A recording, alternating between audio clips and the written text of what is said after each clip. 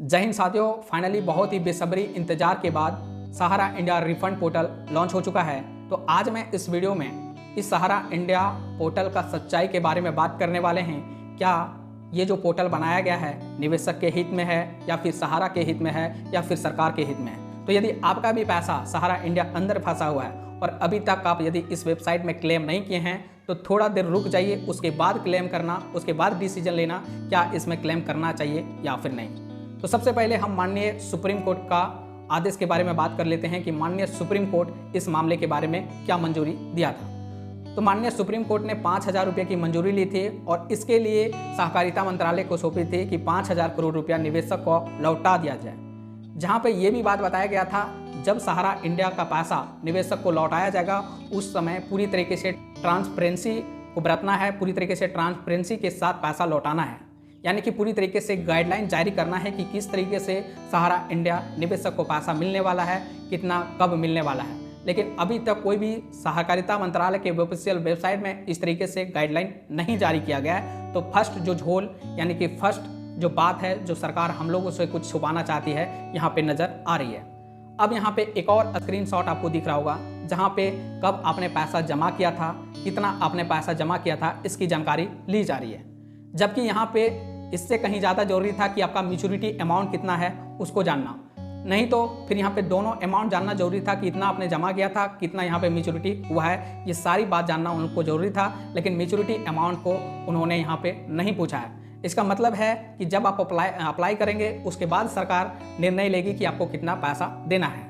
हालांकि अमित शाह जी ने यह भी कहा है कि फर्स्ट स्टेज ट्रायल वाली स्टेज है तो इसमें 10,000 रुपये निवेशक को लौटाए जाएंगे। जिसका भी 20 लाख रुपया है, किसी का 30 लाख रुपया है, तो क्या उसको 10,000 रुपये लौटाए जाएंगे? क्या ये कितनी हद तक सही है ये आप मुझे कमेंट सेक्शन में बता दीजिएगा। और यदि हम सभी मिल के लड़ेंगे, इस वीडियो को अधिक से अधिक आप शेयर करेंगे तो ये आवाज़ और भी मजबूत होगी और इसको हम लोग सुधार सकते हैं, नहीं तो फिर हम लोगों को पैसा सहारा इंडिया से नहीं मिलने वाला है। अब हम यहाँ पे बात कर लेते हैं घोषणा पत्र के बारे में जो यहाँ पे घोषणा करवाया जा रहा है। देखिए, घोषणा पत्र में मेनली ये सारा चीज़ रहता है कि मैं वही व्यक्ति हूँ जो सहारा इंडिया में पैसा लगाया था, तो भाई ये सारा चीज़ ठीक है। वहाँ पे एक और चीज़ मेंशन किया है, यदि आप गलत पाए जाएंगे, आप गलत क्लेम करते हैं और आपको पैसा मिल जाता है तो उस कंडीशन में पूरी इंटरेस्ट के साथ सहकारिता मंत्रालय को पैसा लौटाना पड़ेगा। यानी कि सहकारिता मंत्रालय ने यह भी कह दिया है कि यदि आप गलत तरीके से यहाँ पैसा लेते तो इंटरेस्ट के साथ मुझे पैसा दीजिए और मैं पेनल्टी भी आप पर लगा सकता हूँ। हालांकि कभी ये डिस्कशन नहीं किया कि कितने इंटरेस्ट के साथ आपको पैसा लौटाने वाले हैं।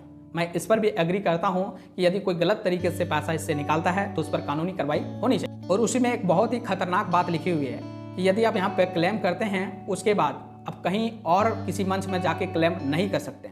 मैं उस घोषणा पत्र को मैं यहाँ पे लगा देता, लेकिन कॉपीराइट स्ट्राइक के कारण मैं नहीं लगा पा रहा हूँ। जैसा ही मैं लाइव करके आपको दिखाऊंगा, क्योंकि अभी OTP का थोड़ा सा प्रॉब्लम चल रहा है, यानी कि वेबसाइट अभी प्रॉपर तरीके से काम नहीं कर रहा है। OTP नहीं आने के कारण मैं लाइव नहीं कर पा रहा हूँ। जैसे लाइव करूँगा वहाँ से मैं दिखा दूंगा। यानी कि वो जो वर्ड लिखा गया है कि किसी और मंच पर आप नहीं ले जा पाएंगे, यानी कि अभी यदि आपका पैसा उसमें 20 लाख रुपया लगा हुआ है तो 10,000 रुपया मान के चलिए ट्रायल के बेस में आपको मिल जाएगा। उसके बाद क्या पता और जो नेक्स्ट पैसा है आपको कब तक मिलेगा, हो सकता है 20 साल तक आप नहीं मिलेगा। तो वो जो पेपर है आप जाके कोर्ट में नहीं बोल सकते हैं कि मेरा पैसा यहाँ पे फंसा हुआ है, क्योंकि आपने घोषणा कर दिया है कि यहाँ पे मैं क्लेम कर दिया हूँ और जब तक मेरा पैसा सेटल नहीं हुआ तब तक इसको मैं कहीं पे और जाके क्लेम नहीं कर सकता हूँ। ये सारा चीज़ वहाँ पे घोषणा पत्र में लिखा हुआ है। ये सबसे बड़ा झोल है।